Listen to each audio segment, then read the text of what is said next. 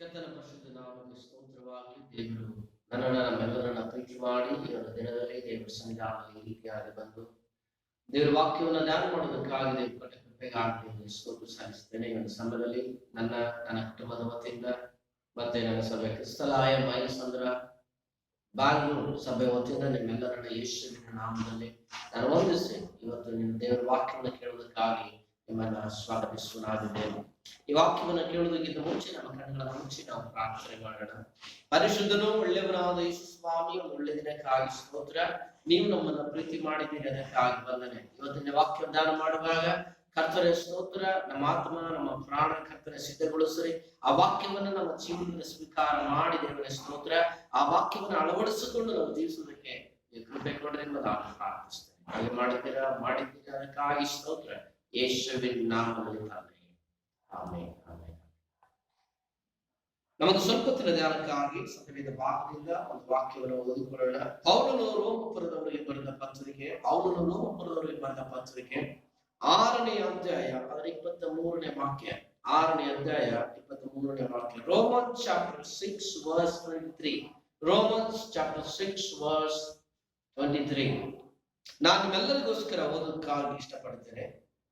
ಯಾಕಂದ್ರೆ ಪಾಪವು ಕೊಡುವ ಸಂಬಳ ಮರಣ, ದೇವರ ಉಚಿತಾರ್ಥವರವು ನಮ್ಮ ಕರ್ತನಾದ ಕ್ರಿಸ್ತ ಯೇಸುವಿನಲ್ಲಿರುವ ನಿತ್ಯ ಜೀವ. Amen, hallelujah. ಇವತ್ತು ದೇವರ ಮಕ್ಕಳ ನಾವೆಲ್ಲರೂ ಧ್ಯಾನ ಮಾಡೋದಕ್ಕಾಗಿ ಹೋಗುತ್ತಿರುವಂತಹ ಒಂದು ಸತ್ಯವಾದ ಘಟನೆ ಏನಂತ ಹೇಳಿದ್ರೆ, ಒಂದನ್ನ ಪಡೆದುಕೊಳ್ಳುವುದಕ್ಕಾಗಿ ಒಂದನ್ನ ಕಳೆದುಕೊಳ್ಳಬೇಕು, ಒಂದನ್ನ ಪಡೆದುಕೊಳ್ಳುವುದಕ್ಕೆ ಇನ್ನೊಂದನ್ನ ಕಳೆದುಕೊಳ್ಳಬೇಕೆನ್ನುವಂತ ವಿಷಯದ ಕುರಿತಾಗಿ ನಾವಿವತ್ತು ಧ್ಯಾನ ಮಾಡೋದಕ್ಕಾಗಿ ಹೋಗ್ತಾ ಇದ್ದೇವೆ. ಆಮೇಲೆ ಹಲ್ಲೆಲೂಯಾ. ಇಲ್ಲಿ ಬಹಳ ಪ್ರಾಮುಖ್ಯವಾಗಿ ಪೌಲನು ಆ ರೋಮಪುರದಲ್ಲಿರುವ ಸಭೆಗೆ ಒಂದು ಸತ್ಯವನ್ನ ಹೇಳುತ್ತಾ ಇದ್ದಾನೆ. ಪಾಪದ ಕುರಿತಾಗಿರುವಂತಹ ಒಂದು ಮನವರಿಕೆಯನ್ನ ಮಾಡ್ತಾ ಇದ್ದಾರೆ.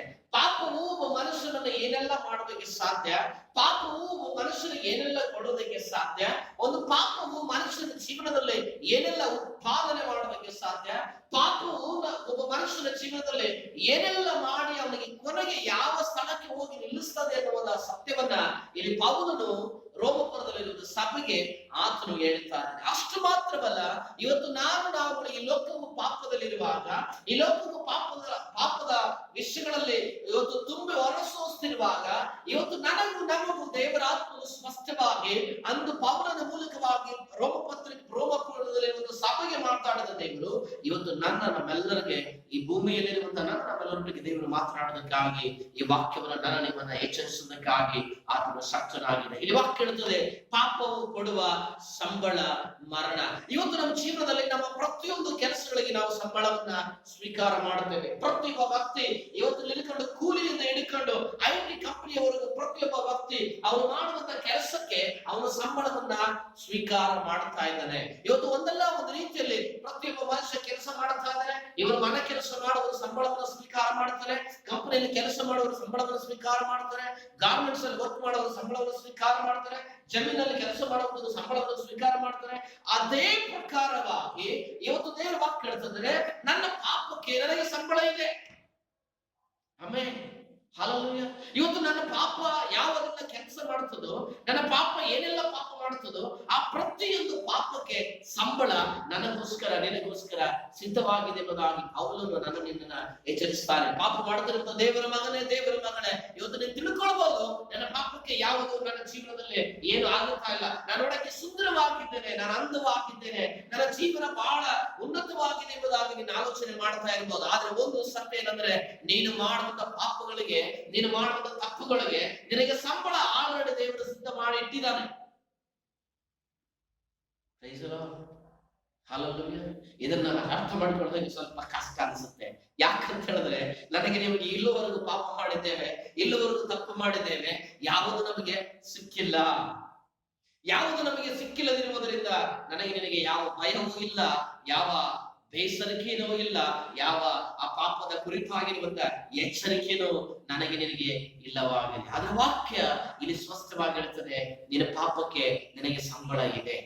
ನಿನ್ನ ಜೀವನದಲ್ಲಿ ನೀನು ಮಾಡಿರುವಂತ ಪಾಪಕ್ಕೆ ಸಂಬಳ ಇದೆ. ನೀವು ನೋಡಿ, ಸತ್ಯವೇದದ ಭಾಗದಲ್ಲಿ ಪ್ರಾರಂಭದಿಂದ ನೋಡೋದಾದ್ರೆ, ನಾವು ಕರ್ತನಾದ ದೇವರು ನನ್ನ ರಕ್ಷಕನು ಆಕಾಶ ಭೂಮಿಯನ್ನ ಸಕಲ ಸೃಷ್ಟಿಯನ್ನ ಸೃಷ್ಟಿ ಮಾಡಿದಾದ ಮೇಲೆ ದೇವರು ಆದಾಮ ಅವಳನ್ನ ಸೃಷ್ಟಿ ಮಾಡುತ್ತದೆ. ಆದಾಮ ಅವಳ ಅವಳನ್ನ ಸೃಷ್ಟಿ ಮಾಡಿದಾಗ, ಆ ಏದೇನ್ ತೋಟದಲ್ಲಿ ಅವರನ್ನ ಇಬ್ಬರನ್ನ ಇಟ್ಟಾಗ ಅಲ್ಲಿ ಒಂದು ಘಟನೆ ನಡೆಯುವುದಕ್ಕೆ ಸಾಧ್ಯ ಏನಂತ ಹೇಳಿದ್ರೆ, ಸ್ವಾಮಿ ಹೇಳ್ತಾನೆ, ಈ ಮರದ ಹಣ್ಣನ್ನ ತಿನ್ನಬೇಡಿ, ಈ ಮರದ ಹಣ್ಣನ್ನ ತಿಂದ ತಕ್ಷಣವೇ ನಿಮ್ಮ ಕಣ್ಣುಗಳು ಕರೆಯಲ್ಪಡುತ್ತವೆ ಎಂಬುದಾಗಿ. ಆದರೆ ಅವಳು ಸರ್ಪಕ್ಕೆ ವಂಚಿತಳಾಗಿ ಆ ಹಣ್ಣನ್ನ ತಿನ್ನುತ್ತಾಳೆ. ಅಷ್ಟು ಮಾತ್ರವಲ್ಲ, ಅವನ ಜೊತೆಯಲ್ಲಿರುವಂತ, ಆಕೆಯ ಜೊತೆಯಲ್ಲಿರುವಂತ ಆದಾಮನಿಗೂ ಸಹ ಆ ಹಣ್ಣನ್ನ ಕೊಡುವುದನ್ನ ನೋಡುತ್ತೇವೆ. ಆಮೇಲೆ ಅವರಿಬ್ಬರು ತಿನ್ನುತ್ತಾರೆ. ಅವರಿಬ್ಬರು ತಿನ್ನಿದಾಗ ನಿಜವಾಗಲೂ ಅವರ ಕಣ್ಣುಗಳು ತೆರೆಯಲ್ಪಡುತ್ತದೆ. ಅವರ ಕಣ್ಣುಗಳು ತೆರೆದು ಅವರು ಪಾಪಿಗಳು ಎಂಬುದಾಗಿ ಅವರಿಗೆ ಅರಿವುಂಟನ್ನು ಮಾಡುತ್ತದೆ. ಆಮೇಲೆ ಹಲವಯ್ಯ, ಇವತ್ತು ನಿನ್ನ ಜೀವನದಲ್ಲಿ ನೀನು ಪಾಪ ಮಾಡಿದಾಗ, ನೀನು ತಪ್ಪು ಮಾಡಿದಾಗ ನಿನಗೆ ಏನು ಅನಿಸುವುದಿಲ್ಲ, ನಿನಗೇನು ತಿಳಿಯುವುದಿಲ್ಲ, ನಿನಗೇನು ಅರ್ಥವಾಗುವುದಿಲ್ಲ, ನಿನ್ನ ಪಾಪದ ಒಂದು ಪ್ರತಿಫಲ ನಿನಗೆ ಯಾವಾಗ ಗೊತ್ತಾಗೋದಿಲ್ಲ. ಅವಳಿಗೆ ಅವರು ಪಾಪ ಮಾಡುವಾಗ ಗೊತ್ತಾಗಲಿಲ್ಲ. ಯಾಕಂತ ಹೇಳಿದ್ರೆ ಆ ಹಣ್ಣು ರುಚಿಕರವಾಗಿತ್ತು, ಆ ಹಣ್ಣು ವ್ಯತ್ಯಾಸವಾಗಿತ್ತು, ಆ ಹಣ್ಣು ನೋಡೋದಕ್ಕೆ ಬಹಳ ಸುಂದರವಾಗಿತ್ತು. ಅದಕ್ಕೋಸ್ಕರ ಅವರಿಗೆ ಯಾವ ಒಂದು ಭಯ, ಒಂದು ಯಾವ ಅಸಮಾಧಾನ ಆಗ್ಲಿಲ್ಲ. ಇವತ್ತು ನಿನ್ನ ಮಾಡ್ತಿರುವಂತ ಪಾಪಕ್ಕೆ, ಇವತ್ತು ನೀನು ಮಾಡ್ತಿರುವಂತ ತಪ್ಪಿಗೆ, ಇವತ್ತು ನೀನು ಮಾಡ್ತಿರುವಂತ ಪಾಪದ ಕ್ರಿಯೆಗಳಿಗೆ ಇವತ್ತು ನಿನ್ನ ಜೀವನದಲ್ಲಿ ಸಹ ನಿನಗೆ ಅನಿಸ್ತಾ ಇರ್ಬೋದು, ನಿನಗೆ ಏನು ನಡೀತಾ ಇಲ್ಲ, ಎಲ್ಲ ಸುಂದರವಾಗಿದೆ, ಎಲ್ಲ ಅನುಕೂಲವಾಗಿದೆ, ಎಲ್ಲವೂ ಒಳ್ಳೆ ರೀತಿಯಿಂದ ಆಗುತ್ತಾ ಇದೆಯಲ್ಲ ಅಂತ ನೀನು ಯೋಚನೆ ಮಾಡ್ಬೋದು. ಆದ್ರೆ ಅವರ ಜೀವನದಲ್ಲಿ ಸಾಯಂಕಾಲ ಆಯಿತು. ಸಾಯಂಕಾಲ ಆದ್ಮೇಲೆ ದೇವರು ಅವರನ್ನ ಭೇಟಿ ಆಗುವುದಕ್ಕಾಗಿ ಬಂದಾಗ ಅವರು ಬತ್ತಲೆಯಾಗಿದ್ದಾರೆ ಎಂಬುದಾಗಿ ಅರ್ಥವಾಯಿತು. ಅವರ ಶರೀರದಲ್ಲಿ ಬಟ್ಟೆ ಇಲ್ಲ ಎಂಬುದಾಗಿ ಅರ್ಥವಾಯಿತು. ಅವರು ಪಾಪ ಮಾಡಿದ್ದಾರೆ ಎಂಬುದಾಗಿ ಅರ್ಥ ಆಯಿತು. ಆಗ ಅದರ ಪ್ರತಿಫಲ ಅವ್ರಿಗೆ ಏನು ಸಿಕ್ಕಿತ್ತು ಗೊತ್ತಾ? ಏದೇನ್ ತೋಟದಿಂದ ದೇವರು ಹೊರ ಹಾಕಿದ. ಇವತ್ತು ನಿನ್ನ ಜೀವನದಲ್ಲೂ ಅಷ್ಟೇ, ನೀನು ಪಾಪ ಮಾಡುವುದಾದ್ರೆ ಮೊಟ್ಟ ಮೊದಲನೇದಾಗಿ ನಿನ್ನ ಜೀವನದಲ್ಲಿ ಸಿಕ್ಕುವಂತ ಒಂದು ಸಂಬಳ ಏನಂದ್ರೆ, ದೇವರ ಪ್ರಸನ್ನತೆಯಿಂದ ನೀನು ದೂರ ಇರ್ತೀಯ. ದೇವರು ತನ್ನ ಪ್ರಸನ್ನತೆಯಿಂದ ನಿನ್ನನ್ನು ದೂರ ಇಡುವುದಕ್ಕೆ ಪ್ರಯತ್ನ ಪಡ್ತಾನೆ. ಇವತ್ತು ನಿನ್ನ ಜೀವನದಲ್ಲಿ ನಡೀತಿರುವಂತ ಒಂದೊಂದು ಪಾಪದ ಕ್ರಿಯೆಗಳು, ನಿನ್ನ ಜೀವನದಲ್ಲಿ ಒಂದೊಂದು ನಡೀತಿರುವಂತ ತಪ್ಪುಗಳು ನಿನಗೆ ತಿಳಿಯದೋ, ನಿನಗೆ ತಿಳಿದೋ, ನಿನಗೆ ಗೊತ್ತಿದ್ದೋ, ನಿನಗೆ ಗೊತ್ತಿಲ್ಲದೋ, ದೇವರ ಪ್ರಸನ್ನತೆಯಿಂದ ನೀನು ದೂರ ಇದೆಯಾ? ದೇವರಿಗೆ ನೀನು ದೂರವಾಗುತ್ತಾ ಇದೆಯಾ? ದೇವರಿಗೆ ನೀನು ಸಮೀಪವಾಗುವುದಿಲ್ಲ, ನೀನು ದೇವರಿಗೆ ಹತ್ತಿರವಾಗಿರುವುದಿಲ್ಲ. ನೀನು ಬದುಕುತ್ತಾ ಇರ್ತೀಯಾ, ನೀನು ಜೀವಿಸ್ತಾ ಇರ್ತೀಯಾ, ನಿನ್ನ ಜೀವನವಾಗಿರುತ್ತೆ, ನೀನು ಬಾಳವಾಗಿರುತ್ತೆ. ಅದು ಮುಖ್ಯವಾಗಿ ನೀನು ದೇವರಿಗೆ ದೂರವಾಗಿರ್ತೀಯ. ನಿನ್ನಿಂದ ದೇವರು ದೂರ ಇರುವುದಕ್ಕೆ ಆತನು ಸಿದ್ಧವಾದ ದೃಢವಾದ ಮನಸ್ಸು ಮಾಡುತ್ತಾರೆ. ಅಷ್ಟು ಅನ್ಯೋನ್ಯವಾಗಿರುವಂತ ಆದಾಮ ಅವಳ ಜೀವನದಲ್ಲಿ ದೇವರು ಅವರನ್ನ ಏದೇನ್ ತೋಟದಿಂದ ಹೊರಹಾಕಿದ್ದಾರೆ. ಇವತ್ತು ನನ್ನ ನಿನ್ನ ಜೀವನದಲ್ಲಿ, ಇವತ್ತು ನನ್ನ ನಿನ್ನ ಬಾಳಲ್ಲಿ, ನಮ್ಮೆಲ್ಲರ ಬದುಕಿನಲ್ಲಿ ಇವತ್ತು ನಾವು ಅರ್ಥ ಮಾಡಿಕೊಳ್ಳೋದಕ್ಕೆ ಸಾಧ್ಯನ? ಇವತ್ತು ನನ್ನ ಪಾಪದ ಸಂಬಳ ನನ್ನನ್ನ ನಿನ್ನನ್ನ ದೇವರ ಪ್ರಸನ್ನತೆಯಿಂದ ದೂರ ಇಡ್ತಾ ಇದೆ. ಇವತ್ತು ನನ್ನ ನಿನ್ನ ತಪ್ಪುಗಳ ನಿಮಿತ್ತವಾಗಿ ನಾವು ದೇವರ ಪ್ರಸನ್ನತೆಯಿಂದ ಬಹಳ ದೂರವಾಗಿ ದೇವರು ನನ್ನನ್ನ ಇಟ್ಟಿದ್ದಾನೆ ನಿನಗೆ ಅರ್ಥವಾಗಲಿಕ್ಕೆ ಸಾಧ್ಯ ಇದೆಯಾ? ಆದಾಮ ಅವಳಿಗೆ ಸಿಕ್ಕಿರುವಂತ ಸಂಬಳ ದೇವರ ಪ್ರಸನ್ನತೆಯಿಂದ ದೂರ ಹೋಗುವಂತ ಒಂದು ಸಂಬಳ. ಇವತ್ತು ನಿನ್ನ ಪಾಪ ನಿನ್ನನ್ನ ದೇವರ ಪ್ರಸನ್ನತೆಯಿಂದ ದೂರ ಇಡ್ತಾ ಇದೆ. ನೀನು ಕ್ರೈಸ್ತನಾಗಿದೆಯಾ, ನೀನು ದೇವರ ಮಗನಾಗಿದೆಯಾ, ನೀನು ದೇವರ ಮಗಳಾಗಿದೆಯಾ, ಆದ್ರೆ ದೇವರ ಪ್ರಸನ್ನತೆ ನಿನ್ನ ಜೊತೆ ಇಲ್ಲ ಅನ್ನುವಂಥದ್ದನ್ನ ನೀನು ಅರ್ಥ ಮಾಡಿಕೊಳ್ಬೇಕು. ದೇವರ ಪ್ರಸನ್ನತೆ ನಿನ್ನೊಳಗೆ ಇಲ್ಲ ಅನ್ನುವಂಥದ್ದನ್ನ ನೀನು ತಿಳಿದುಕೊಳ್ಬೇಕು. ಯಾವಾಗ ಇದನ್ನು ತಿಳಿಯೋದಕ್ಕೆ ಸಾಧ್ಯ ಅಂದ್ರೆ, ನಿನ್ನ ಜೀವನದಲ್ಲಿ ದೇವರು ನಿನಗೆ ಆಗಿರುವಂತ ಒಂದು ದೂರವಾಗಿ ನಿನ್ನನ್ನು ಇಡ್ತಾನೆ. ದೇವರು ನಿನಗೆ ಸಂಪರ್ಕವಿಲ್ಲದಿರುವಂತ ಸಾಯಂಕಾಲ ಆದರೂ, ಮಧ್ಯಾಹ್ನ ಆದರೂ, ರಾತ್ರಿ ಆದರೂ ನಿನ್ನನ್ನು ದೇವರು ಸಂಪರ್ಕ ಮಾಡದಿರುವಂತ ಸಂದರ್ಭಗಳು ನಿನ್ನ ಜೀವನದಲ್ಲಿ ಬಂದಾಗ ನೀನು ಅರ್ಥ ಮಾಡ್ಕೋ ಏನಂದ್ರೆ, ನೀನು ದೇವರ ಪ್ರಸನ್ನತೆಯಿಂದ ದೂರ ಇದೆಯಾ. ದೇವರು ನಿನ್ನನ್ನ ಆತನ ಪ್ರಸನ್ನತೆಯಿಂದ ದೂರ ಇಟ್ಟಿದ್ದಾನೆ. ಆಮೇಲೆ ಹಲಲುಯ್ಯ, ಇವತ್ತು ನಿನ್ನ ಜೀವನದಲ್ಲಿ ನಿನ್ನ ಪಾಪ ಸಂಬಳ ಏನಾಗ್ತಾ ಇದೆ, ನಿನ್ನ ಜೀವನದಲ್ಲಿ ನಿನ್ನ ಪಾಪದಿಂದ ನೀನು ಏನನ್ನ ಅನುಭವಿಸ್ತಾ ಇದೆಯಾ, ಇದು ಮೊಟ್ಟ ಮೊದಲನೇದಾಗಿ ನೀನು ದೇವರ ಪ್ರಸನ್ನತೆಯಿಂದ ದೂರ ಇರುವುದಕ್ಕೆ ಸಾಧ್ಯವಾಗುತ್ತೆ. ದೇವರು ನಿನ್ನನ್ನ ದೂರ ಎಷ್ಟು ಬಿಡ್ತಾನೆ. ಅದಕ್ಕೋಸ್ಕರ ಎರಡನೇದಾಗಿ ನಿನ್ನ ಪಾಪ ನಿನಗೆ ಸಂಬಳ ಏನು ಕೊಡುತ್ತಿಲ್ಲದಾದರೆ, ಆದಾಮ ಅವಳಿಂದ ಬಂದಿರುವಂತ ಒಂದು ಮೊದಲನೆಯ ತಲೆ ಆಗಿರುವಂತ ಕಾಯೇನನ ಏಬೇಲನೆಂಬುದಾಗಿ ಇಬ್ಬರು ಅಣ್ಣ ತಮ್ಮಂದಿರು, ಬಹಳ ಸುಂದರವಾಗಿರುವಂತಹ ಕುಟುಂಬ, ಬಹಳ ಉನ್ನತವಾಗಿರುವಂತಹ ಕುಟುಂಬ, ದೇವರ ಪ್ರಸನ್ನತೆಯಿಂದ ಹೊರ ಬಂದಿರುವಂತಹ ಒಂದು ಮನುಷ್ಯ. ಅವನಿಂದ ಹುಟ್ಟಿರುವಂತ ಆ ಕಾಯಿನ ಹೇಬೆಲನ ಜೀವನದಲ್ಲಿ ಒಂದು ದೊಡ್ಡ ಘಟನೆ ನಡೀತಿದೆ ಅಂತ ಹೇಳಿದ್ರೆ, ಒಂದು ಸಾರಿ ಅವರು ಒಬ್ಬ ಕಾಯಿನನ್ನು ವ್ಯವಸಾಯ ಮಾಡುವುದಾಗಿರ್ತಾನೆ, ಹೇಬೆಲನು ಕುರಿ ಕಾಯುವನಾಗಿರ್ತಾನೆ. ಆದ್ರೆ ಕಾಯಿನನ್ನು ಏನು ಮಾಡುತ್ತಿರುವುದಾಗಿರುವುದಾದ್ರೆ, ಉನ್ನತವಾಗಿರುವುದನ್ನ ಯಾವುದನ್ನ ದೇವರಿಗೆ ಮೆಚ್ಚುಗೆ ಆಗಿರುವುದನ್ನ ಯಾವುದನ್ನ ದೇವರಿಗೆ ತಂದವನು ಸಮರ್ಪಣೆ ಮಾಡುವುದಿಲ್ಲ. ಆದ್ರೆ ಹೇಬೆಲನು ಬಹಳ ಶ್ರೇಷ್ಠವಾದದನ್ನ, ಬಹಳ ಉನ್ನತವಾಗಿರುವುದನ್ನ ದೇವರಿಗೆ ಬಂದು ಕಾಣಿಕೆಯಾಗಿ ಸಮರ್ಪಣೆ ಮಾಡ್ತಾನೆ. ಯಾವಾಗ ಈ ಕಾಣಿಕೆಯಾಗಿ ಅವನು ಸಮರ್ಪಣೆ ಮಾಡ್ತಾನೋ ಆಗ ಹೇಬೆಲನ ಕಾಣಿಕೆಯನ್ನು ದೇವರು ಮೆಚ್ಚುತ್ತಾನೆ. ಹೇಬೆಲನ ಕಾಣಿಕೆಯನ್ನು ದೇವರು ಮೆಚ್ಚುತ್ತಾನೆ. ಮೆಚ್ಚಿದ ಆದ ಮೇಲೆ ಅದು ನಡೆಯುವಂತ ಎರಡನೇ ಘಟನೆ ಏನಂತ ಹೇಳಿದ್ರೆ, ಕಾಯಿನನ ಕಾಣಿಕೆಯನ್ನು ದೇವರು ಮೆಚ್ಚೋದಿಲ್ಲ, ಕಾಯಿನನ ಹೃದಯವನ್ನು ದೇವರು ಮೆಚ್ಚೋದಿಲ್ಲ. ಮೆಚ್ಚದಿರುವಾಗ ಈ ಕಾಯಿನ ಒಳಗೆ ಪಾಪ ಉತ್ಪತ್ತಿ ಆಗ್ತದೆ. ಹಲ್ಲೆಲೂಯಾ. ಈ ಕಾಯಿನೊಳಗೆ ಪಾಪವು ಪ್ರಾರಂಭವಾಗ್ತದೆ. ಯಾವಾಗ ಕಾಯಿನೊಳಗೆ ಪಾಪ ಪ್ರಾರಂಭವಾಗುತ್ತೋ ಅವನಿಗೆ ದ್ವೇಷ ಪ್ರಾರಂಭವಾಗ್ತದೆ. ದ್ವೇಷ ಪ್ರಾರಂಭವಾಯಿತು, ಹೊಟ್ಟೆ ಕಿಚ್ಚು ಪ್ರಾರಂಭವಾಗ್ತದೆ. ಹೊಟ್ಟೆ ಕಿಚ್ಚು ಪ್ರಾರಂಭವಾಯಿತು, ಒಂದು ದಿನ ತನ್ನ ಸಹೋದರನ ಕರೆದು ಹೇಳ್ತಾನೆ, ಸಹೋದರನೇ ನಾವು ಕಾಡಿಗೆ ಹೋಗೋಣ ಇವತ್ತು, ನಾನು ನಿನ್ನ ಜೊತೆ ಬರ್ತೇನೆ ಎಂಬುದಾಗಿ ಹೇಳಿದಾಗ ಅವನು ಬಹಳ ಸಂತೋಷವಾಗ್ತಾನೆ. ಅಯ್ಯೋ ನನ್ನ ಅಣ್ಣ ನನ್ನ ಜೊತೆ ಬರ್ತಾ ಇದ್ದಾನೆ ಇವತ್ತು ಎಂಬುದಾಗಿ. ಆದ್ರೆ ಕಾಡಿಗೆ ಹೋದಾದ್ಮೇಲೆ ನಡೆದಿರುವಂತ ಘಟನೆ ಏನು ಅಂತ ಹೇಳಿದ್ರೆ, ಅವನ ಸ್ವಂತ ತಮ್ಮನ ಮೇಲೆ ಅವನು ಬಿದ್ದು ಕಾಯಿನನ್ನು ಹೇಬೆಲನನ್ನು ಕೊಲೆ ಮಾಡುವುದನ್ನು ನೋಡುತ್ತೇವೆ. ಯಾವಾಗ ಕಾಯಿನನ್ನು ಹೇಬೆಲನನ್ನು ಕೊಲೆ ಮಾಡಿದನೋ ಆ ರಕ್ತ ದೇವರನ್ನ ಕೂಗುತ್ತದೆ, ಆ ರಕ್ತ ದೇವರನ್ನ ಕರೀತದೆ. ಆ ರಕ್ತ ಕರೆದಾಗ ಕಾಯಿನನು ದೇವರು ಕೇಳ್ತಾನೆ, ಕಾಯಿನನೇ ನಿನ್ನ ತಮ್ಮನು ಎಲ್ಲಿ ಎಂಬುದಾಗಿ ಕೇಳಿದಾಗ ಕಾಯಿನನು ದೇವರಿಗೆ ಹೇಳ್ತಾನೆ, ನನ್ನ ತಮ್ಮನನ್ನ ಕಾಯುವನು ನಾನು ಅಂತ ಹೇಳಿದಾಗ ದೇವರು ಹೇಳ್ತಾನೆ, ಆ ರಕ್ತ ಕುಡಿದಿರುವಂತ ಭೂಮಿ ನನ್ನನ್ನ ಕೂಗುತ್ತಾ ಇದೆ. ಅವಾಗ ಅವನಿಗೆ ಸಂಬಳ ಕೊಡಬೇಕಾದ ಪರಿಸ್ಥಿತಿ ದೇವರು ಅವನ ಜೀವನದಲ್ಲಿ ಅವನು ತಂದಿಟ್ಕೊಳ್ತಾನೆ. ಅವಾಗ ಅವನಿಗೆ ಸಂಬಳ ಏನಂತ ಹೇಳಿದ್ರೆ, ಭೂಮಿಯಲ್ಲಿ ಎಲ್ಲ ಅವನನ್ನು ನೋಡುವಂತ ಪ್ರತಿಯೊಬ್ಬರನ್ನು ಹೇಳುವಂತ ಒಂದು ಮಾತೇನೆಂದರೆ, ಇವನು ಶಾಪಗ್ರಸ್ತನು ಎಂಬುದಾಗಿ. Praise the lord. ಹಲ್ಲೆಲೂಯಾ. ಅವನ ಸಂಬಳ ಇಡೀ ಭೂಮಿಯಲ್ಲಿ ಶಾಪಗ್ರಸ್ತನಾಗಿರುವಂತ ಒಂದು ಸಂಬಳ ಬಂತು. ಇವತ್ತು ಪ್ರೀತಿಯ ದೇವರ ಮಗನೇ, ಇವತ್ತು ನೀನು ಕೊಲೆಗಾರನಾಗಿದ್ರೆ, ನಿನ್ನ ಜೀವನದಲ್ಲಿ ನೀನು ಕೊಲೆಯನ್ನು ಮಾಡೋದಕ್ಕೆ ಇವತ್ತು ನೀನು ಮುಂದೆ ಆಗಿದ್ದರೆ, ನೀನು ಕೊಲೆಗಾರನಾಗಿ ಅನೇಕ ಭಕ್ತಿಗಳನ್ನು ನೀನು ಕೊಲೆ ಮಾಡೋದಕ್ಕೆ ನೀನು ಸಿದ್ಧಳಾಗಿರುವುದಾದ್ರೆ, ನಿನ್ನ ಜೀವನದಲ್ಲಿ ಒಂದು ಆಲ್ರೆಡಿ ಒಂದು ಪಟ್ಟ ನಿನಗೆ ದೇವರು ಕಟ್ಟಿದ್ದಾರೆ. ಅದು ಯಾರು ಕಾಣಿಸ್ತಾ ಇರಬಹುದು, ಅವ್ರಿಗೆ ಯಾರು ನೋಡದೇ ಇರಬಹುದು. ಆದ್ರೆ ನಿನ್ನ ಜೀವನದಲ್ಲಿ ಆ ಪಟ್ಟ ಏನಂತ ಹೇಳಿದ್ರೆ, ನೀನು ಒಬ್ಬ ಕೊಲೆಗಾರ, ನೀನು ಒಬ್ಬ ಶಾಪಗ್ರಸ್ತ. ನಿನ್ನನ್ನು ನೋಡುವಂತ ಪ್ರತಿಯೊಬ್ಬ ಜನರು ನಿನ್ನನ್ನು ಅರ್ಥ ಮಾಡಿಕೊಳ್ಳೋದಕ್ಕೆ ಸಾಧ್ಯ ಏನಂದ್ರೆ, ನೀನು ಶಾಪಗ್ರಸ್ತ, ದೇವರು ನಿನ್ನನ್ನು ಶಪಿಸಿದ್ದಾನೆ ಎಂಬುದಾಗಿ ಸತ್ಯ ನೀನು ಅರ್ಥಕೊಳ್ಳೋದಕ್ಕೆ ಸಾಧ್ಯವಾಗುತ್ತೆ. Praise the lord. ಹಲ್ಲೆಲೂಯಾ. ಕಾಯಿನನ ಸಂಬಳ, ಅವನಿಗೆ ಸಿಕ್ಕಿರುವಂತ ಪಾಪದಿಂದ ಸಿಕ್ಕಿರುವಂತ ಸಂಬಳ, ಅವನು ಶಾಪಗ್ರಸ್ತನು ಎಂಬುದಾಗಿರುವಂತ ಸಂಬಳ. Price the lord. ಮೊದಲನೆಯವರು ದೇವರಿಂದ ದೂರವಾಗುವ ದೇವರ ಪ್ರಸನ್ನತೆಯಿಂದ, ಎರಡನೆಯ ವ್ಯಕ್ತಿ ಇಡೀ ಭೂಮಿಗೆ ಶಾಪಗ್ರಸ್ತನಾಗಿ ಅವನ ಜೀವನ ಅನುಭವಿಸೋದಕ್ಕೆ ಸಾಧ್ಯವಾಯಿತು. ಇವತ್ತಿನ ಜೀವನ, ಇವತ್ತಿನ ಪಾಪ, ಇವತ್ತಿನ ತಪ್ಪು, ಇವತ್ತಿನ ಅಪರಾಧ ಇಡೀ ಭೂಮಿಗೆ ಶಾಪಗ್ರಸ್ತನಾಗಿ ಮಾಡಿದ್ಯಾ? ಇಡೀ ನಿನ್ನ ವಂಶಕ್ಕೆ ನೀನು ಶಾಪಗ್ರಸ್ತನಾಗಿದ್ಯಾ? ಇಡೀ ನಿನ್ನ ಕುಟುಂಬಕ್ಕೆ ನೀನು ಶಾಪಗ್ರಸ್ತನಾಗಿದ್ಯಾ? ನೀನು ಮಾಡಿರುವಂತ ಕೊಲೆಯಿಂದಾಗಿ, ನೀನು ಮಾಡಿರುವಂತ ತಪ್ಪುಗಳಿಂದಾಗಿ ಇಡೀ ನಿನ್ನ ವಂಶಕ್ಕೆ ಒಂದು ಕಪ್ಪು ಚುಕ್ಕಿಯಾಗಿ ನಿನಗೆ ಕಾಣಿಸ್ತಾ ಇದೆಯಾ? ನೀನು ಒಂದು ಸಾರಿ ಆಲೋಚನೆ ಮಾಡಿಕೊಳ್ಬೇಕಾಗಿದೆ. ಇವತ್ತು ನಿನ್ನ ಜೀವಿತವನ್ನು ನೀನು ಒಂದು ಸಾರಿ ಯೋಚನೆ ಮಾಡಿಕೊಳ್ಬೇಕಾಗಿದೆ. ಹೌದು, ಇವತ್ತು ನಿನ್ನ ಜೀವನದಲ್ಲಿ ನಡೆದಿರುವಂತ ಆ ಕಾಯಿನನ್ನು ಕೊಲೆ ಮಾಡಿರುವಂತ ಕಾಯಿನ ಜೀವನದಲ್ಲಿ ಅವನಿಗೆ ಬಂದಿರುವಂತ ಒಂದು ದೊಡ್ಡ ಪಟ್ಟ ಏನಂತ ಹೇಳಿದ್ರೆ, ಅವನ ಜೀವನಕ್ಕೆ ಬಂದಿದ್ದೆ ಏನಂದ್ರೆ ಶಾಪಗ್ರಸ್ತ. ಅವನ ಸಂಬಳ ಶಾಪ.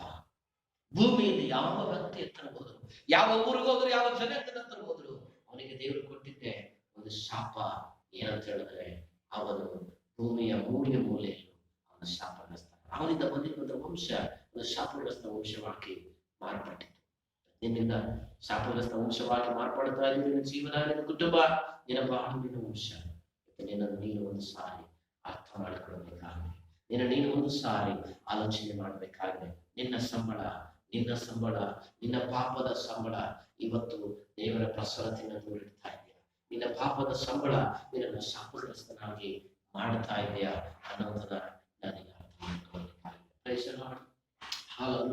ಇವತ್ತು ದೇವರ ಮಗನೇ, ದೇವರ ಮಗಳೇ, ಇವತ್ತು ನಾನು ನೀವು ಸತ್ಯವನ್ನು ಅರ್ಥ ಮಾಡ್ಕೊಳ್ಬೇಕಂದ್ರೆ ನನ್ನ ಪಾಪಕ್ಕೆ ನನಗೆ ಸಂಬಳವಿದೆ, ನನ್ನ ತಪ್ಪಿಗೆ ಒಂದು ಸಂಬಳವಿದೆ. ಕಾಯಿನನಿಗೆ, ಆದಾಮನಿಗೆ ಅವರ ಪಾಪಕ್ಕೆ ಸಂಬಳ ಸಿಕ್ತು. ಇವನ್ ಇನ್ನೊಂದು ಸತ್ಯ ವಾಕ್ಯದಲ್ಲಿ ನಾವು ನೋಡ್ತೇವೆ. ನಿಮಗೆ ಆಟೋದಾದ್ರೆ ಇಸ್ರಾಯೇಲರ ಜೀವನವನ್ನು, ಇಸ್ರಾಯೇಲರು ದೇವರಿಗೆ ವಿರುದ್ಧವಾಗಿ ಪಾಪ ಮಾಡಲಾಗಿಲ್ಲ. ಇಸ್ರಾಯೇಲರು ದೇವ ಜನರಾಗಿದ್ದರು, ದೇವ ಮಕ್ಕಳಾಗಿದ್ದರು, ದೇವ ಸ್ವಕೀಯ ಪ್ರಜೆಯಾಗಿದ್ದರು. ಆ ಸ್ವಕೀಯ ಪ್ರಜೆಗಳು ದೇವರಿಗೆ ವಿರುದ್ಧವಾಗಿ ಪಾಪ ಮಾಡಿದಾಗೆಲ್ಲ, ತಪ್ಪು ಮಾಡಿದಾಗೆಲ್ಲ ದೇವರಿಗೆ ಶಿಕ್ಷೆ ಕೊಡ್ತಾ ಇದ್ದಾರೆ. ಇನ್ನು ಒಂದು ದೇವರಿಗೆ ವಿರುದ್ಧವಾಗಿ ಜೀವನ ಮಾಡಿದಾಗ ಅವರನ್ನ ಐಗುಪ್ತ ದೇಶದಲ್ಲಿ ಗುಲಾಮರನ್ನಾಗಿದ್ದ ಅವರ ಪಾಪ ಅವರನ್ನ ಗುಲಾಮತನಕ್ಕೆ ನಡೆಸಿತು. ಇವತ್ತು ಹಲ್ಲೆಲೂಯಾ, ಇವತ್ತು ನಿನ್ನ ಪಾಪ ನಿನ್ನ ದಾಸತ್ವಕ್ಕೆ ನಡೆಸ್ತಾ ಇದೆಯಾ? ನಿನ್ನ ಪಾಪ ಇನ್ನು ನಿನ್ನ ಗುಲಾಮನಾಗಿ ಕೆಲಸ ಮಾಡ್ತಾ ಇದೆಯಾ? ಇವತ್ತು ನಿನ್ನ ಪಾಪ ಇನ್ನೊಬ್ಬರ ಅಡಿಯಲ್ಲಿ ನಿನ್ನ ಜೀವನ ಮಾಡ್ತಾ ಇದೆಯಾ? ಇವತ್ತು ನಿನ್ನ ಪಾಪ ಇನ್ನೊಬ್ಬರ ಕೀಳಾಗಿರುವಂತ ಸ್ಥಾನದಲ್ಲಿ ನಿನ್ನ ವಾಸ ಮಾಡ್ತಾ ಇದೆಯಾ ಅನ್ನೋದನ್ನ ನೀನು ಅರ್ಥ ಮಾಡ್ಕೊ. ಹಲ್ಲೆಲೂಯಾ. ನೀನು ಆ ಪಾಪದಿಂದ ಹೊರಬರಬೇಕಾಗಿದೆ, ನೀನು ಆ ತಪ್ಪುಗಳಿಂದ ನೀನು ಹೊರಬರಬೇಕಾಗಿದೆ. ನಿನ್ನ ಜೀವನ ಆ ತಪ್ಪಾದ ಜೀವಿತದಿಂದ ನೀನು ಹೊರಬರಬೇಕಾಗಿದೆ. ಆ ತಪ್ಪಾದ ಜೀವಿತದಿಂದ ಹೊರಬರೋದಕ್ಕೆ ಒಂದೇ ಒಂದು ಮಾರ್ಗ ಏನಂತ ಹೇಳಿದ್ರೆ ಯೇಸು ಕ್ರಿಸ್ತನು ನಿನಗೆ ಮಾರ್ಗವಾಗಿದ್ದಾನೆ. Amen, hallelujah. ಯೇಸು ಯಾವಾಗ ಆದಾಮನು ಅವಳು ಪಾಪ ಮಾಡಿದನು, ಯಾವಾಗ ಕಾಯಿನನು ಪಾಪ ಮಾಡಿದನು, ಯಾವಾಗ ಇಸ್ರಾಯೇಲರ ಜನರು ಪಾಪ ಮಾಡಿದನು, ಅವಾಗ ಇಡೀ ಲೋಕ ಭೂಮಿ ಪಾಪದಿಂದ ತುಂಬಿರುವಾಗ ಈ ಲೋಕಕ್ಕೆ ಮನುಷ್ಯನಾಗಿ, ಈ ಲೋಕಕ್ಕೆ ಮಾನವನಾಗಿ, ಈ ಭೂಮಿಗೆ ಮನುಷ್ಯನಾಗಿ ನಮ್ಮ ಕರ್ತನಾದ ಯೇಸು ಕ್ರಿಸ್ತನು ಈ ಲೋಕಕ್ಕೆ ಬಂದ. ಏನಕ್ಕೋಸ್ಕರ ಬಂದ ಅಂತ ಹೇಳಿದ್ರೆ ನನಗೆ ನಿನಗೆ ನಿತ್ಯ ಜೀವವನ್ನು ಕೊಡುವುದಕ್ಕಾಗಿ, ನನಗೆ ಸಮಾಧಾನವನ್ನು ಕೊಡುವುದಕ್ಕಾಗಿ, ನನ್ನಿನ ಪಾಪದಿಂದ ಬಿಡಿಸುವುದಕ್ಕಾಗಿ, ನಿನ್ನ ಆ ಪ್ರಸನ್ನತೆಯಿಂದ ಕಳೆದೋಗಿರುವ ಪ್ರಸನ್ನತೆಯಿಂದ ತಿರುಗಿ ಆ ಪ್ರಸನ್ನತೆಗೆ ಕರ್ಕೊಂಡು ಬರುವುದಕ್ಕಾಗಿ. Amen, hallelujah. ಯೇಸು ನಿನ್ನ ಕಳ್ಕೊಂಡಿರುವಂತ ಪ್ರಸನ್ನತೆಗೆ ತಿರುಗಿ ಕರ್ಕೊಂಡು ಬರ್ತಾನೆ. ಹಲ್ಲೆಲೂಯಾ.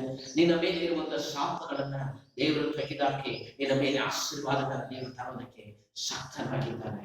Amen, hallelujah. ನೀನಿರುವಂತ ದಾಸತ್ವತನದಿಂದ, ನೀನಿರುವಂತ ಗುಲಾಮತನದಿಂದ ದೇವರು ನಿನ್ನ ಜೀವಿತವನ್ನ ಬಿಡಿಸಿ ಆತನು ನಿನ್ನ ಜೀವಿತವನ್ನ ಆಶೀರ್ವಾದದ ಸ್ಥಾನದಲ್ಲಿರುವುದಕ್ಕೆ ಆತನು ಶಕ್ತನಾಗಿದ್ದಾನೆ, ಸರ್ವಶಕ್ತನಾಗಿರುವಂತ ದೇವರಾಗಿದ್ದಾನೆ. ಇವತ್ತು ನಮ್ಮೆಲ್ಲರ ಜೀವನದಲ್ಲಿ, ಇವತ್ತು ನನಗಿಂದ ಬಾಳಲ್ಲಿ, ಇವತ್ತು ಯೇಸು ನನಗೆ ದೇವರ ರಕ್ಷಕನು, ಒಡೆಯನು ಕ್ರಿಸ್ತನು ದೇವರ ಸರ್ವಶಕ್ತನಾಗಿದ್ದಾನೆ. ಇವತ್ತು ನಿನ್ನ ಜೀವನದಲ್ಲಿ ನೀನು ಕಳ್ಕೊಂಡಿರುವಂತಹ ಸಕಲ ಪ್ರಸನ್ನತೆ, ಸಕಲ ಮಹಿಮೆ, ಸಕಲ ಆಶೀರ್ವಾದ, ಸಕಲ ಸಮಾಧಾನ ಕರ್ತನು ನಿನಗೆ ಕೊಡುವುದಕ್ಕಾಗಿ ಶಕ್ತನಾಗಿದ್ದಾನೆ. ಆಮೆನ್. ಅದಕ್ಕೆ ವಾಕ್ಯ ಹೇಳ್ತದೆ, ಕ್ರಿಸ್ತನು ನನಗೆ ನಿತ್ಯ ಜೀವನ ಕೊಡುವಂತ ದೇವರಾಗಿದ್ದಾನೆ. ಯೇಸು ನಿತ್ಯವಾಗಿರುವಂತ ಸಮಾಧಾನವನ್ನ, ನಿತ್ಯವಾಗಿರುವಂತ ಆತನ ಪ್ರಸನ್ನತೆಯನ್ನ, ನಿತ್ಯವಾಗಿರುವಂತ ಆತನ ದೇವರ ಒಂದು ಮಹಿಮೆಯ ಅನುಭವದ ಅಭಿಷೇಕವನ್ನ ನನಗೆ ಕೊಡೋದಕ್ಕೆ ಶಕ್ತ. ನೀನು ಕಳ್ಕೊಂಡಿದೀಯಾ? ನಿನ್ನ ಪಾಪದಿಂದ ನೀನು ಕಳ್ಕೊಂಡಿದೀಯಾ? ಇವತ್ತು ದೇವರು ನಿನಗೆ ತಿರುಗಿ ಕೊಡೋದಕ್ಕೆ ಶಕ್ತನಾಗಿದೆ. ಆದ್ರೆ ಒಂದು ನಿನ್ನಿಂದ ಮಾಡಬೇಕಾಗಿರುತ್ತದೆ, ನೀನು ಮಾಡಿರುವಂತಹ ಪಾಪಗಳನ್ನೆಲ್ಲವನ್ನ ಬಿಟ್ಟು, ನೀನು ಮಾಡಿರುವಂತಹ ತಪ್ಪುಗಳೆಲ್ಲವನ್ನ ಬಿಟ್ಟು, ನೀನು ಏನೆಲ್ಲ ಪಾಪಗಳನ್ನ ಮಾಡಿದೆಯೋ ದೇವರಿಗೆ ವಿರುದ್ಧವಾಗಿ, ದೇವರ ವಾಕ್ಯಕ್ಕೆ ವಿರುದ್ಧವಾಗಿ, ದೇವ ಮಕ್ಕಳಿಗೆ ವಿರುದ್ಧವಾಗಿ, ದೇವ ಅಭಿಷೇಕರಿಗೆ ವಿರುದ್ಧವಾಗಿ, ಅಷ್ಟು ಮಾತ್ರವಲ್ಲ ದೇವರಿಗೆ ಅವಿಧೇಯರಾಗಿ ನೀನು ಮಾಡಿದ ಪ್ರತಿಯೊಂದು ಪಾಪ ತಪ್ಪುಗಳಿಗಾಗಿ ನಿನ್ನ ಜೀವನದಲ್ಲಿ ಪಶ್ಚಾತ್ತಾಪ ಪಟ್ಟು ದೇವರ ಕ್ರಿಸ್ತನ ಶಿಲುಬೆ ಅಡಿಯಲ್ಲಿ ನೀನು ಬರಬೇಕಾಗಿದೆ. ಸ್ವಾಮಿ, ನಾನು ಪಾಪಿ ದೇವನೇ, ನನ್ನ ಪಾಪದ ಸಂಬಳ ಇಲ್ಲವರೆಗೂ ನನ್ನ ಜೀವಿತವನ್ನು ನಾಶ ಮಾಡಿತ್ತು, ನನ್ನ ಪಾಪದ ಸಂಬಳ ಇಲ್ಲವರೆಗೂ ನನ್ನನ್ನು ಹಾಳು ಮಾಡಿತ್ತು, ನನ್ನ ಪಾಪದ ಸಂಬಳ ಇಲ್ಲವರೆಗೂ ನನ್ನ ಜೀವನದಲ್ಲಿ ಯಾವ ಅಭಿವೃದ್ಧಿಯನ್ನು ಕಾಣೋದಕ್ಕೆ ಆಗಲಿಲ್ಲ.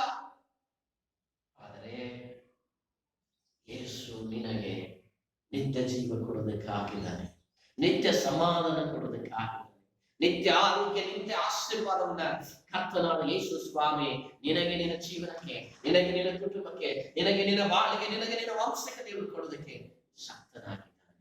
ಇವತ್ತು ದೃಢವಾಗಿ ನಂಬುವುದಕ್ಕೆ ಸಾಧ್ಯ ಇದೆಯಾ? ಇವತ್ತು ದೃಢವಾಗಿ ನೀನು ಹೇಳುವುದಕ್ಕೆ ಸಾಧ್ಯ ಇದೆಯಾ? ಹೌದು, ನಾನು ಪಾಪಕ್ಕೆ ಸತ್ತವನಾಗಿದ್ದೇನೆ, ಒಂದನ್ನ ಕಳೆದುಕೊಳ್ಳಬೇಕಂದ್ರೆ ಒಂದನ್ನು ಕಳೆದುಕೊಳ್ಳಬೇಕೆಂಬುದಾಗಿ ನಾನು ಆಗ್ಲೇ ಹೇಳಿದ ಹಾಗೆ ನೀನು ಪಾಪವನ್ನು ಬಿಡುವಾಗ ನಿನಗೆ ನಿತ್ಯ ಜೀವ ಸಿದ್ಧವಾಗಿದೆ.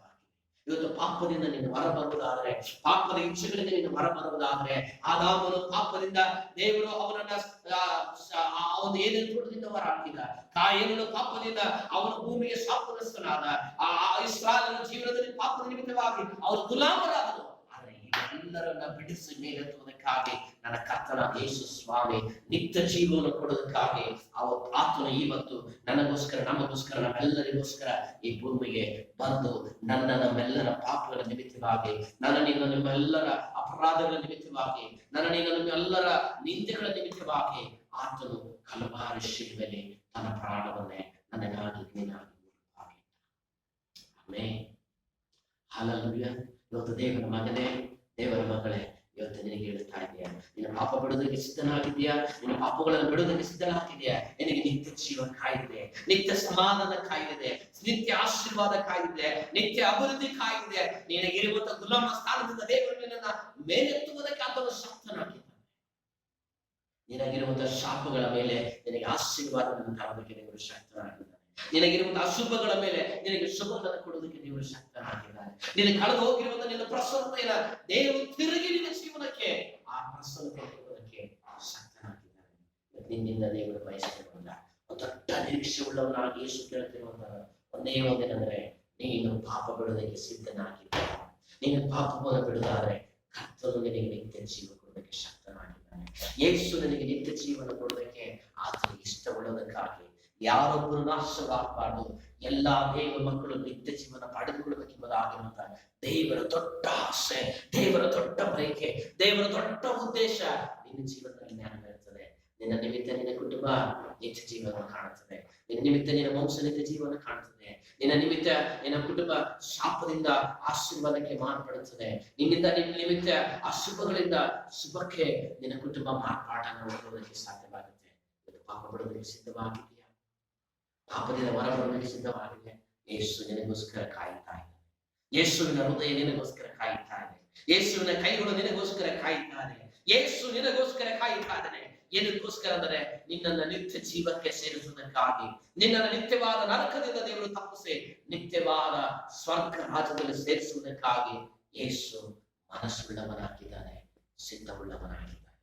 ನಿನ್ನ ಹೃದಯ ಯೇಸುವಿಗೆ ಕೊಡೋದಕ್ಕೆ ಸಿದ್ಧನಾಗಿದೆಯಾ? ಸಿದ್ಧನಾಗಿದೆಯಾ?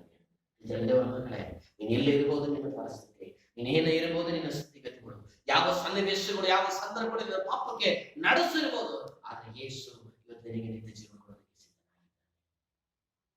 ನೀನು ಪಾಪ ಬಿಡೋದಕ್ಕೆ ಸಿದ್ಧನಾಗಿದೆಯಾ? ಪಾಪವನ್ನು ಒಪ್ಪಿಕೊಳ್ಳೋದಕ್ಕೆ ಸಿದ್ಧನಾಗಿದೆಯಾ? ಸಿದ್ಧನಾಗಿದೆಯಾ? ಆ ಪಾಪಗಳಿಂದ ನೀನು ಹೊರಬರುವುದಾದರೆ ಖಂಡಿತವಾಗಲು ನಿನಗೆ 100% ಸತ್ಯ ನಿತ್ಯ ಜೀವ ಸಿಗ್ತದೆ. ಪಾಪ ಬಿಟ್ಟರೆ ನಿತ್ಯ ಜೀವ ನಿನಗೆ ಸಿದ್ಧವಾಗಿದೆ. ನಿತ್ಯವಾಗಿರುವಂತಹ ಆನಂದ, ನಿತ್ಯವಾಗಿರುವಂತಹ ಸಮಾಧಾನ, ನಿತ್ಯವಾಗಿರುವಂತಹ ಸಂತೋಷ, ನಿತ್ಯವಾಗಿರುವಂತಹ ಒಂದು ಉಲ್ಲಾಸ ಕ್ರಿಸ್ತನು ನಿನಗೆ, ನಿನ್ನ ಜೀವನಕ್ಕೆ, ನಿನ್ನ ಕುಟುಂಬಕ್ಕೆ, ನಿನ್ನ ಬಾಳಿಗೆ, ನಿನ್ನ ಬದುಕಿಗೆ ಯೇಸು ಕೊಡೋದಕ್ಕೆ ಮನಸ್ಸುಳ್ಳಂತ ದೇವರಾಗಿದ್ದಾನೆ. ನೀನು ಕೊಳ್ಳಾಡ್ತಾ ಇದೆಯಾ? ನೀನು ಕಣ್ಣೀರಿಡುತ್ತಾ ಇದೆಯಾ? ಯಾರು ನನ್ನ ಪಾಪದಿಂದ ಬಿಡಿಸುವುದಕ್ಕೆ ಸಾಧ್ಯ? ಯಾರು ನನ್ನ ಪಾಪಗಳನ್ನು ಕ್ಷಮಿಸುವುದಕ್ಕೆ ಸಾಧ್ಯ? ಯಾರು ನನ್ನನ್ನ ಈ ಪಾಪಗಳಿಂದ ವಿಮುಕ್ತಿ ಮಾಡೋದಕ್ಕೆ ಸಾಧ್ಯ ಎಂಬುದಾಗಿ ನೀನು ಕೊಂಡಾಡ್ತಾ ಇದೆಯಾ? ಇವತ್ತು ಯೇಸು ಹೇಳ್ತಾ ಇದ್ದಾನೆ ನೋಡಿ. ಯೇಸು ನಿನ್ನನ್ನು ನೋಡಿ ಹೇಳ್ತಿರೋಂಥ ಮಾತನಾಡಿದರೆ, ನಾನು ನಿನ್ನ ಪಾಪಗಳನ್ನು ಕ್ಷಮಿಸಿ ನಿತ್ಯ ಜೀವ ಕೊಡೋದಕ್ಕೆ ಸಿದ್ಧನಾಗಿದ್ದೇನೆ. ನಾನು ನಿನ್ನ ತಪ್ಪುಗಳನ್ನು ಕ್ಷಮಿಸಿ ನಾನು ನಿನ್ನ ಪರಲೋಕ ರಾಜ್ಯಕ್ಕೆ ಬಾಧ್ಯಸ್ಥಳನ್ನಾಗಿ ಮಾಡೋದಕ್ಕೆ ಸಿದ್ಧವಾಗಿದ್ದೇನೆ ಎಂಬುದಾಗಿ ದೇವರನ್ನ ನೋಡಿ ಹೇಳ್ತಾನೆ. ಪ್ರೀತಿಯ ದೇವರ ಮಗನೇ, ಇವತ್ತು ನಾವೆಲ್ಲರೂ ನಮ್ಮೆಲ್ಲರ ಬಾಳಿನ ನಮ್ಮೆಲ್ಲರನ್ನು ಪ್ರೀತಿ ಮಾಡುವ ಯೇಸುವನ್ನ ಇವತ್ತು ಯೇಸುವಿನ ಕರೆದು ಒಪ್ಪಿಸಿಕೊಟ್ಟು ನಮ್ಮ ಕಣ್ಣುಗಳ ಮುಚ್ಚಿ ನಾವು ಪ್ರಾರ್ಥನೆ ಮಾಡುವ. ಒಂದು ಸಾರಿ ನಮ್ಮ ಹೃದಯದ ದೇವರ ಒಪ್ಪಿಸಿಕೊಟ್ಟು ಹೇಳೋಣ, ಇಲ್ಲಿವರೆಗೂ ಏನೆಲ್ಲ ಪಾಪಗಳು ನಡೆದಿದೆಯೋ, ಇನ್ನುವರೆಗೂ ಏನೆಲ್ಲ ತಪ್ಪುಗಳು ನಡೆದಿದೆಯೋ, ಇಲ್ಲಿವರೆಗೂ ಏನೆಲ್ಲ ದೇವರಿಗೆ ಅವಿಧೇಯರಾಗಿ ನಡೆದಿದೆಯೋ ಅವೆಲ್ಲ ಪಾಪಗಳನ್ನ ಬಿಟ್ಟು ಇಲ್ಲಿವರೆಗೂ ಅನುಭವಿಸುವಂತ ಸಂಬಳಗಳು ಸಾಕು, ಅಸಮಾಧಾನಗಳು ಸಾಕು, ಸೋಲುಗಳು ಸಾಕು, ಶಾಪಗಳು ಸಾಕು, ಗುಲಾಮಗಿರಿತನ ಸಾಕು. ಇನ್ನ ಮೇಲೆ ಕ್ರಿಸ್ತನಲ್ಲಿ ಇದ್ದುಕೊಂಡು, ಯೇಸುವಿನಲ್ಲಿ ಇದ್ದುಕೊಂಡು ಆ ನಿತ್ಯವಾಗಿ ಒಂದು ಸ್ವರ್ಗದಲ್ಲಿರುವಂತಹ ಮಹಿಮೆಯ ಆಶೀರ್ವಾದಕ್ಕೆ, ಮಹಿಮೆಯ ಸಮಾಧಾನಕ್ಕೆ ನಾವು ಸಿಗುವುದಕ್ಕಾಗಿ ನಮ್ಮ ಹೃದಯವನ್ನು ಯೇಸುವಿನ ಹತ್ರ ಹೇಳೋಣ, ಸ್ವಾಮಿ, ನಾನು ನನ್ನ ಜೀವನದಲ್ಲಿ ಇಲ್ಲಿವರೆಗೂ ತಪ್ಪುಗಳನ್ನ, ಪಾಪಗಳನ್ನ ಮಾಡಿದ್ದೇನೆ, ಇಲ್ಲಿವರೆಗೂ ನಾನು ನಿನಗೆ ವಿರುದ್ಧವಾಗಿ ನಡೆದುಕೊಂಡಿದ್ದೇನೆ. ಸ್ವಾಮಿ ದೇವರೇ, ಇವತ್ತು ನನಗೆ ಅರ್ಥವಾಯಿತು ಇವತ್ತು ಇಲ್ಲಿವರೆಗೂ ನಾನು ಅನುಭವಿಸಿರುವಂತ ಇಕ್ಕಟ್ಟುಗಳು, ಇಕ್ಕಟ್ಟು ಸಾಲಗಳು, ಈ ಕೊರತೆಗಳು, ಬಲಹೀನತೆಗಳು, ಹಿಂಸೆಗಳು, ಬಾಧೆಗಳು, ಶಾಪಗಳು ಸ್ವಾಮಿ, ಇದೆಲ್ಲ ನನ್ನ ಪಾಪದ ಸಂಬಳ. ನನ್ನ ಪಾಪದ ಸಂಬಳದ ನಿಮಿತ್ತವಾಗಿ ನನ್ನ ವಂಶನೇ ನರಕವಾಗಿದೆ ದೇವರೇ. ಇವತ್ತು ನಿನಗೆ ಅರ್ಥವಾಯ್ತಾ? ಇವತ್ತು ನಿನಗೆ ಅರ್ಥವಾಗಿದ್ದರೆ ನೀನು ಹೃದಯವನ್ನು ಯೇಸುವಿಗೆ ಕೊಡು. ನೀನು ಇವತ್ತಿನಿಂದ ನಿನ್ನಿಂದ ಶಾಪ ಬಂತು, ನಿನ್ನಿಂದ ಆಶೀರ್ವಾದ ನಿನ್ನ ಕುಟುಂಬಕ್ಕೆ ಬರಲಿಕ್ಕೆ ಸಾಧ್ಯವಿದೆ.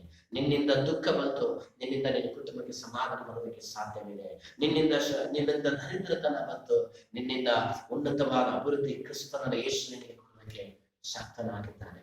ನಿನ್ನ ಜೀವಿತವನ್ನು ಯೇಸುವಿಗೆ ಕೊಡ್ತೀಯಾ? ಒಂದೇ ಒಂದು ಸಾರಿ ನೀನು ಹೇಳೋದಕ್ಕೆ ಸಾಧ್ಯನಾ? ಸ್ವಾಮಿ, ನಾನು ಪಾಪಿ, ನನ್ನ ಪಾಪವನ್ನು ನೀನು ಕ್ಷಮಿಸು, ನನ್ನ ತಪ್ಪು, ನನ್ನ ಅಪರಾಧಗಳನ್ನು ಮನ್ನಿಸಿ ನಿನ್ನ ಮಗಳಾಗಿ ಸ್ವೀಕಾರ ಮಾಡು. ಇಲ್ಲಿವರೆಗೂ ನಾನು ಕಳ್ಕೊಂಡಿರುವಂತ ಪಾಪದ ನಿಮಿತ್ತವಾಗಿ ಕಳ್ಕೊಂಡಿರುವಂತ ಎಲ್ಲಾ ಆಶೀರ್ವಾದಗಳನ್ನ ದೇವನೇ ಕ್ರಿಸ್ತನಲ್ಲಿ ನನಗೆ ತಿರುಗಿ ನೀನು ಕೊಡು ಸ್ವಾಮಿ. ಯೇಸುವೇ, ನನಗೆ ನಿನ್ನಲ್ಲಿ ನಿನ್ನ ಆಶೀರ್ವಾದಗಳನ್ನ ನೀಡಿ ನನಗೆ ಕೊಡುವುದಾಗಿ ನಾವು ಪ್ರಾರ್ಥನೆ ಮಾಡೋಣ. ಸ್ತೋತ್ರ. ಸರ್ವ ಮಹಿಮೆಯುಳ್ಳ ಪರಲೋಕದ ದೇವನೇ, ಯೇಸುವಿನ ನಾಮದಲ್ಲಿ ನಿನ್ನ ಪಾದದಲ್ಲಿ ಬರುತ್ತೇಪ್ಪ. ಇದು ಒಳ್ಳೆ ದಿನಕ್ಕಾಗಿ ನಿಮಗೆ ಸ್ತೋತ್ರ ದೇವರೇ. ವಾಕ್ಯವನ್ನು ಕೇಳಿರುವಂತ ಪ್ರತಿಯೊಬ್ಬರ ಜೀವನಕ್ಕಾಗಿ ನಿಮಗೆ ಸ್ತೋತ್ರ. ಪಾಪವು ಕೊಡುವ ಸಂಬಳ ಮರಣ ಸ್ವಾಮಿ. ದೇವರೇ, ಪ್ರಾರ್ಥಿಸ್ತಾ ಯೇಸುವಿನ ನಾಮದಲ್ಲಿ ಇವರ ಜೀವನದಲ್ಲಿ ಪಾಪದ ನಿಮಿತ್ತವಾಗಿ ಅನುಭವಿಸಿರುವಂತ ದೇವರ ಎಲ್ಲ ಇಕ್ಕಟ್ಟುಗಳು, ಎಲ್ಲ ಕಣ್ಣೀರುಗಳು, ಎಲ್ಲ ದುಃಖಗಳು, ಎಲ್ಲ ವೇದನೆಗಳು, ಕಾಯಿನ ಏಬೆಲಿನ ಜೀವನದಲ್ಲಿ ದೇವರೇ ಕರ್ತನೆ ಶಾಪಗ್ರಸ್ತವಾಗಿರುವಂತ ದೇವರೇ ಕರ್ತನೆ ಅನುಭವವನ್ನು ಕರ್ತನೆ ಕಾಯಿನ ಜೀವನದಲ್ಲಿ ತಂದೆ ಸ್ವಾಮಿ. ಆದಾಮ ಅವಳ ಜೀವನದಲ್ಲಿ ಅವರ ಪಾಪದ ನಿಮಿತ್ತವಾಗಿ ದೇವರೇ ಅವರು ದೇವರ ಪ್ರಸನ್ನತೆಯಿಂದ ದೇವರೇ ಅಪ್ಪ ತಳ್ಳಲ್ಪಟ್ಟರು ಸ್ವಾಮಿ. ದೇವರೇ, ಇಸ್ರಾಯೇಲನ ಪಾಪದ ನಿಮಿತ್ತವಾಗಿ ದೇವರೇ ಅವರು ಕರ್ತನೆ ಗುಲಾಮರಾಗಿ ಜೀವನ ಮಾಡುವಂತ ಪರಿಸ್ಥಿತಿ ಬಂದ ದೇವರೇ. ಈ ರೀತಿಯಾಗಿ ಕರ್ತನೆ ಯಾರಾದ್ರೂ ಇವತ್ತು ನಿನ್ನ ಪ್ರಸನ್ನತೆಯಿಂದ ದೂರ ಇರುವುದಾದರೆ, ಪಾಪದ ನಿಮಿತ್ತವಾಗಿ ನಿನ್ನ ಪ್ರಸನ್ನತೆಯಿಂದ ದೂರ ಇರುವುದಾದ್ರೆ, ಪಾಪದ ನಿಮಿತ್ತವಾಗಿ ದೇವರ ಶಾಪಗ್ರಸ್ತ ಕುಟುಂಬವಾಗಿರುವುದಾದ್ರೆ, ಪಾಪದ ನಿಮಿತ್ತವಾಗಿ ಗುಲಾಮತನದಲ್ಲಿ ಇವತ್ತು ಜೀವನ ಮಾಡುತ್ತಾ ಇರುವುದಾದ್ರೆ, ಇನ್ನೊಬ್ಬರ ಅಡಿಯಲ್ಲಿ ಜೀವನ ಮಾಡುತ್ತಾ ಇದ್ದಾರೆ ದೇವರೇ, ಪ್ರಾರ್ಥನೆ ಮಾಡುತ್ತಾ ಇದ್ದಾರೆ. ನಿನ್ನ ದೇವರ ಕರ್ತನ ಕರಗಳು, ನನ್ನ ಯೇಸುವಿನ ಕರಗಳು ಒಬ್ಬೊಬ್ಬರ ಮೇಲೆ ಚಾಚಿ ಸ್ವಾಮಿ. ಇವತ್ತು ಕರ್ತನೆ, ಕ್ರಿಸ್ತನಲ್ಲಿ ನನಗೆ ನಿತ್ಯ ಜೀವ ಇದೆ, ಕ್ರಿಸ್ತನಲ್ಲಿ ನನಗೆ ಆಶೀರ್ವಾದ ಇದೆ, ಕ್ರಿಸ್ತನಲ್ಲಿ ನನಗೆ ಅಭಿವೃದ್ಧಿ ಇದೆ. ಕ್ರಿಸ್ತನು ನನ್ನ ಪಾಪಗಳನ್ನು ಕ್ಷಮಿಸಿ ತನ್ನ ಮಗನಾಗಿ ನನ್ನ ಸ್ವೀಕಾರ ಮಾಡಿಕೊಂಡು ನನ್ನನ್ನ ಆಶೀರ್ವಾದವುಳ್ಳ ಮಗನಾಗಿ ಮಾಡುತ್ತಿರುವುದಾಗಿ ದೇವರೇ, ಯಾರೆಲ್ಲ ಹೃದಯಗಳನ್ನು ಒಪ್ಪಿಸಿಕೊಟ್ಟಿದ್ದಾರೋ ಪ್ರತಿಯೊಬ್ಬರ ಹೃದಯಗಳನ್ನು ಸ್ವೀಕಾರ ಮಾಡಿ ನೀವು ಆಶೀರ್ವಾದ ಮಾಡಿ ದೇವರೇ. ಯೇಸುವಿನ ನಾಮದಲ್ಲಿ ಇವತ್ತು ಪಾಪವನ್ನು ಬಿಡುವುದಕ್ಕಾಗಿ ತೀರ್ಮಾನ ಮಾಡಿರುವಾಗ, ಈ ಲೋಕದ ಇಚ್ಛೆಗಳನ್ನು ಬಿಡುವುದಕ್ಕಾಗಿ ತೀರ್ಮಾನ ಮಾಡಿ ನಿನ್ನನ್ನ ಹಿಡಿದುಕೊಡೋದಕ್ಕೆ, ನಿತ್ಯ ಜೀವನ ಹಿಡಿದುಕೊಡೋದಕ್ಕೆ ಅವರು ತೀರ್ಮಾನ ಮಾಡಿರುವಾಗ ಕರ್ತನೇ ಅವರನ್ನು ಆಶೀರ್ವಾದ ಮಾಡಿ ಅವರ ಜೀವಿತಗಳನ್ನ, ಅವರ ಜೀವಿತ, ಅವರ ಬಾಳ ಬದುಕನ್ನ, ಅವರ ಕುಟುಂಬಗಳನ್ನ ದೇವರೇ ರೂಪಾಂತರ ಮಾಡಿ ಮಾರ್ಪಡಿಸು ದೇವರೇ. ಒಂದು ನೂತನವಾದ ಆಶೀರ್ವಾದ ಅನುಭವಗಳಿಗೆ ನೀವು ಧಾರ್ಮಿಕವಾಗಿ ಪ್ರಾರ್ಥಿಸ್ತೇನೆ. ನೀವಾಗಿ ಮಾಡುತ್ತಿರೋದಕ್ಕೆ ಆಗಿಸ್ಕೊಂಡ್ರೆ ದೇವರೇ, ಎಲ್ಲರಿಗೂ ಮಾತನಾಡಿದಕ್ಕೆ ಆಗಿಸ್ಕೊಂಡ್ರೆ ಯೇಸುವಿನ ನಾಮದಲ್ಲಿ ತಂದೆ, amen. God bless you all. ದೇವರು ನಿಮ್ಮನ್ನು ಅಧಿಕವಾಗಿ ಆಶೀರ್ವಾದ ಮಾಡಲಿ. ನಾವು ನಂಬುತ್ತೇವೆ ಸಭೆಯಾಗಿ, ಕುಟುಂಬವಾಗಿ ಕರ್ತನು ನಿಮ್ಮನ್ನ ಈ ವಾಕ್ಯದ ಮೂಲಕವಾಗಿ ಆಶೀರ್ವಾದ ಮಾಡಿದ್ದಾನೆ. ಆಮೆನ್.